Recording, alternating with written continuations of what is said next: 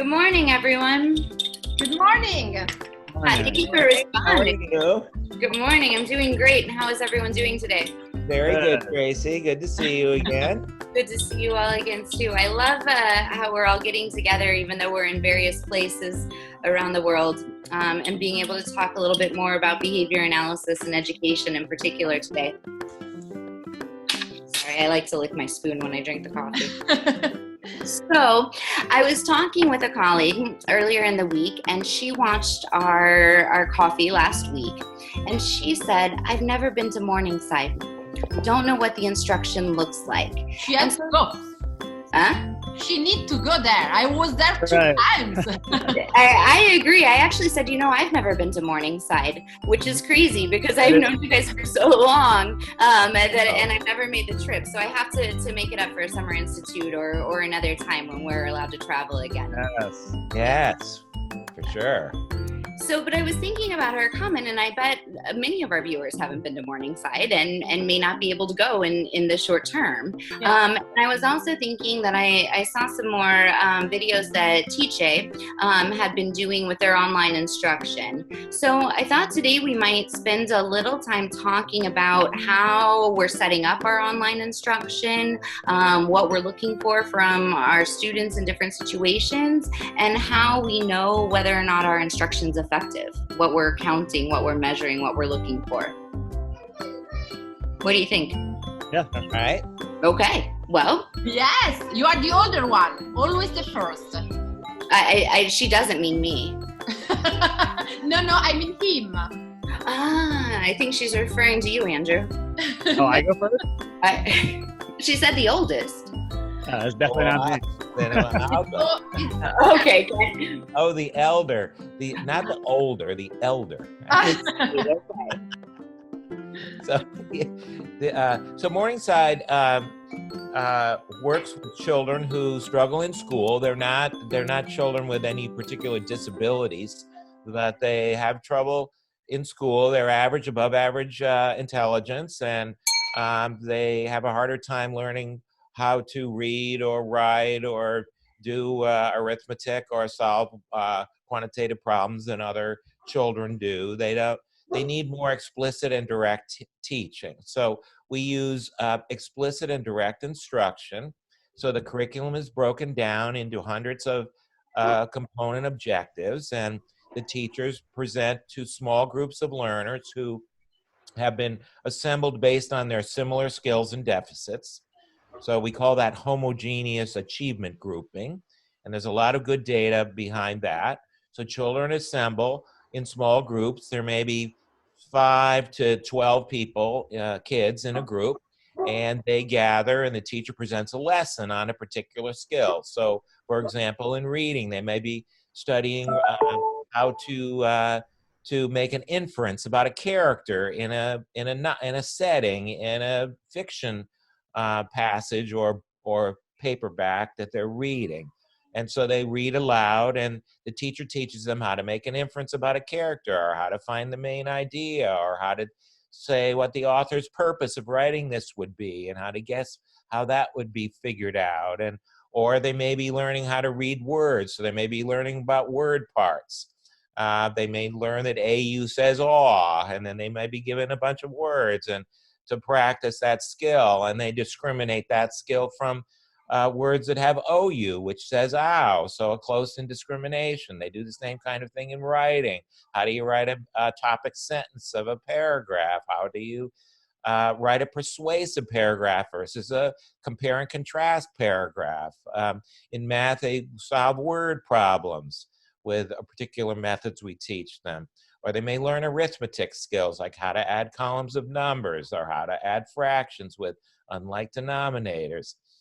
And so they learn these hundreds of these various skills that are all assembled into lessons, and they learn in small groups. The students respond together in unison to the teacher's tasks. And some of the programs are commercially available on the market, called direct instruction programs.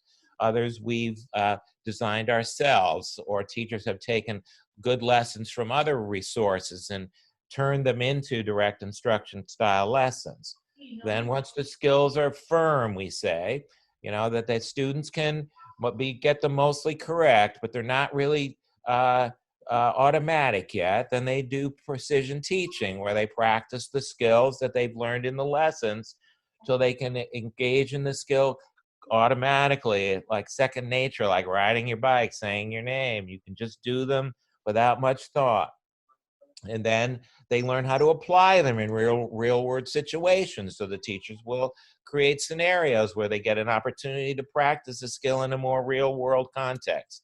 That might be in the school, that might be go to the store and buy things and add them up and subtract from what money you have, or they might write a letter to the editor about a problem with the stop signs in their neighborhood, or, you know, any kind of way that they can apply the skills that we're teaching them to a real world situation, they will do that. And so the question is, how do you provide that kind of instruction online? So how do we create the counterpart online version of these lessons, teaching these component skills and these practice these practice exercises where they're building the rate using precision teaching of the skills that we've taught them in the lessons?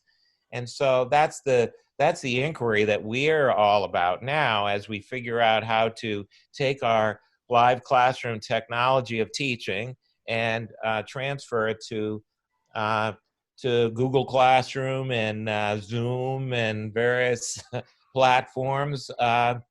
And so I'll let Andrew take it from there. So what do you want to add to that?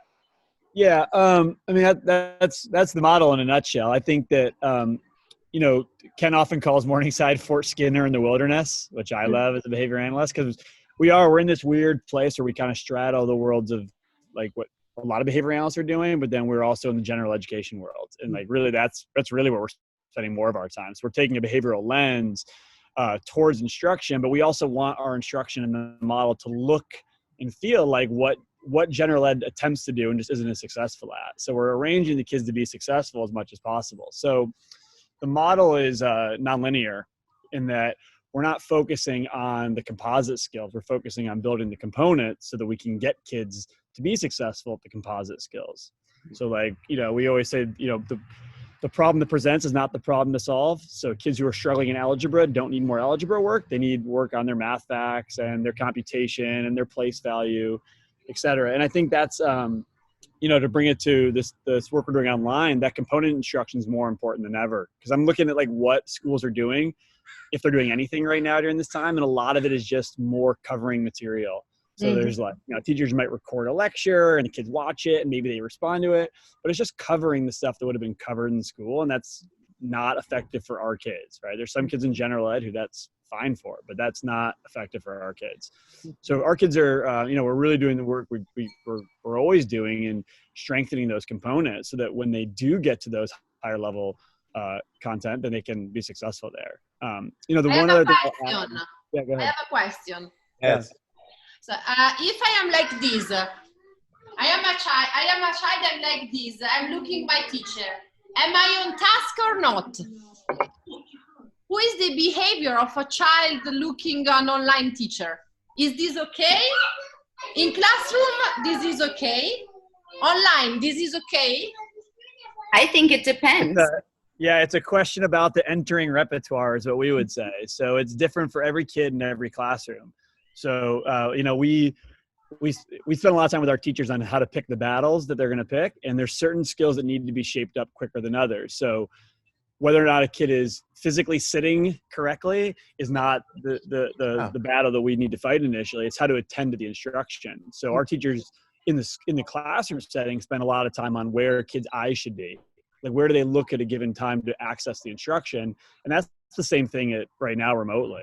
It's where do they orient themselves to so they can engage in the instruction? So whether or not they're sitting appropriately, whatever that means, is not the thing we're spending time on right now. It's how do we get them to engage in the task? So that's what on-task behavior for me is. Are they engaging in the task? Right. Are they responding to what we're asking? Right. And right. So, you know, I think a lot of what our teachers are working on is how do they deliver instruction to students on how to set up their home environments to be able to tune out those things that might actually be distracting versus those, you know, that kind of fidgety behavior, whatever that you were showing that isn't really necessarily a problem.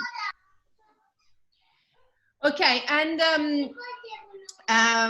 another thing we discussed with Traci is parents at home with children during school. Morningside teacher do talk with parents to say something. What they have to do? Parents should stay there, go away. What parents has to do? We have we have four things we ask parents to do. What are the four things, Andrew? Well, it's 4 or 5 depending on the teacher. It's essentially get them to the class on time. Okay. Assist the students with any of the tech needs, like logging on to a Google Hangout or accessing documents on Google Drive or whatever, but just helping them just navigate the initial getting them onto the computer screen. The third thing is that they provide as much of a quiet, useful learning environment as possible, as much as they can figure out. Everyone's got kids at home, multiple kids trying to learn. So we say as best you can get them a quiet environment. And then the fourth thing is the biggest thing is that they simply celebrate the kids' successes as they would during the school year. So our kids during the school year have a support card that they're constantly getting feedback from our teachers, and the parents are supposed to celebrate that, right? Celebrate that with social experiences. And we ask that the parents just do that right now. We ask that they don't help out with a lesson or try to keep the kids on task or do anything other than get them onto the screen and then be really positive and support them when we tell them all the things that they've been doing well. That's awesome. May I, one more question I have. A dog is killing me, but no. My question is, what if a child say, no, I don't want to have the lecture today, I don't want. It happens often because here, Bice, she likes to go to school, but when she need to open the computer, she say, no, please, mom, today no school. Well, the teacher's job is to make the lesson as reinforcing as possible. So, our children would we arrange it so that they'd rather be with us learning than doing something else. Right. Now, that's particularly difficult with the home setting because they have all their favorite things there. So we have new competition. When they go to a school setting, the teacher can create a more reinforcing environment than they would otherwise experience, and the children will gravitate to that. That's behavior goes where reinforcement flows is really the right. And we're always trying to get our kids running to us, and that hasn't changed. We want them running to us on the computer now. Exactly. But we have more competition because they have their favorite things in their home environment that they don't necessarily have at school. So it becomes challenging. So if we can get the parents to isolate the lessons, if there's a bedroom they can sit in with a laptop, if they can get things arranged in a place that isn't filled with all their cupcakes and toys, then the teacher can do the job that the teacher needs to do. But the parents shouldn't be trying to manage the children staying in the lesson, staying on task, and helping them with the task that the teacher's presenting. We don't want the parents involved, just like we don't even want them coming to school, really. Some parents want to come and sit in the classroom and watch, and we're like, nope, you can't do that. No. Mm-hmm. So Traci, your turn. Right? It's my turn. Well, I was thinking, what if we did a sample lesson, a sample component skill instruction, just to do a little bit of a model, not to put you on the spot, Andrew, but but maybe you could teach us something. You've got three students here. You have me and Kent and Francesca. Maybe there's something that you want us to learn. Go ahead. Or Francesca could teach us something. No, I want to be a child today. Well, I just think all of us could use some help in our Italian. So, and she has that repertoire and we don't. And so maybe either way, what do you think is better? And you teach. I want to learn. So I want to make sure that people don't think this is just for simple stuff. So that's what a lot of people say, oh yeah, that kind of teaching, that's for really simple stuff. But what about hard stuff? And what about teaching thinking and logic, right? So I could teach you, here's a rule: just because two things happen at the same time doesn't mean one thing causes the other thing. Now let's talk about situations. I could say, the rooster crows every morning when the sun's coming up. If the rooster dies, will the sun come up? Will it? I think so. Yes, because just because two things happen at the same time doesn't mean one thing causes the other thing. So now we can come up with another example. What's another example of two things of coincidence? Think of coincidence. Let's see. The pigeons do this, and food come out from the box. No, nothing. I'm just thinking two things at the same time. That's a coincidental thing. Just because the pigeon flaps their wing doesn't mean that the food's going to drop out of the pellet dispenser. So and what's another everyday life example? Another example. A real life, something we encounter on a day-to-day basis. Let me see. Gosh, I'm having trouble thinking of examples today. So anyway, the main point here is that we can teach complicated things like logic with these kinds of arrangements. And, so I can teach you a rule and you can follow it given a variety of examples. And then I can give you more examples and you can see how many you can do in a certain period of time, like in 10 minutes, how many of these 50, how many can find faulty logic in these 50 examples, in 10 minutes. And so, you can build the rate, build a frequency, and use precision teaching and chart the corrects and the errors on the standard acceleration chart. I remember because I love you, Kant. I remember because I love you. It's a magic example. I really got it now. Okay. Well, but I think those are two things happening at the same time. Remember, you love Kant. Right. So I'm not quite sure that it follows the relation here. Tracy, I don't want to compete against you because of the language, but after the call we can make a small challenge between me and you. Francesca, every time you talk to me you want to compete with me. Why is the situation different? and so I think we made some. For me, it was really useful to talk with you today. I have many ideas, and I think it will be useful for teachers too, and for parents. The rules and your way to explain how we can make funny to learn on the web rules and complicate things, not only to say words or say numbers. And so I really want to say thank you from Italy because this call was beautiful, and to say hello to everyone, dire ciao a tutti, and please That's say hello to everyone. Yeah, I even have my my painting from Rome here. I know. Roma.